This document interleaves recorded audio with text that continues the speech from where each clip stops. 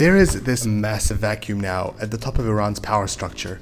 Ayatollah Ali Khamenei has been killed, and an interim leadership council will take over until a new supreme leader is chosen. But that might be complicated, and here's why.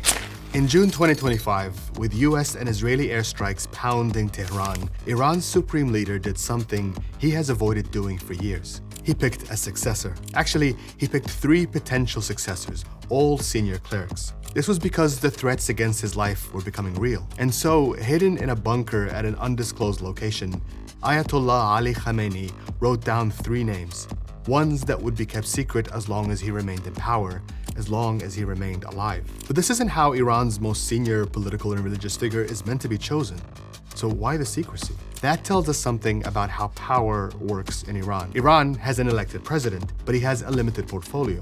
It has a national military, but also another parallel army that's even stronger. It has influential business leaders, but it's the religious charities that make the real money. On paper, this complicated network of economic, religious, and military alliances is meant to maintain a balance. In reality, it's led to a web of competing interests, mistrust, and corruption. A web that's left only one person who is truly in control.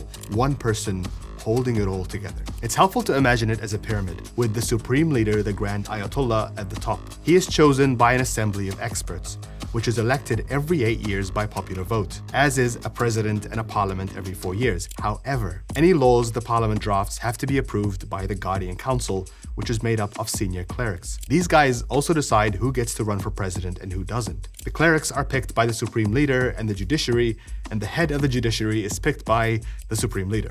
You see where I'm going with this. The president oversees the cabinet and economic and foreign policy, but has no control over the armed forces, which falls under, you guessed it, the supreme leader. There's another block next to the military, the Islamic Revolutionary Guard Corps, which operates as an independent security force answerable directly to the supreme leader. And while the elected assembly of experts can technically influence the supreme leader, that's not really how it works in practice. In 1989, following the death of Ayatollah Khamenei, the assembly had to change the constitution to allow his chosen successor, former President Ali Khamenei, to become an Ayatollah.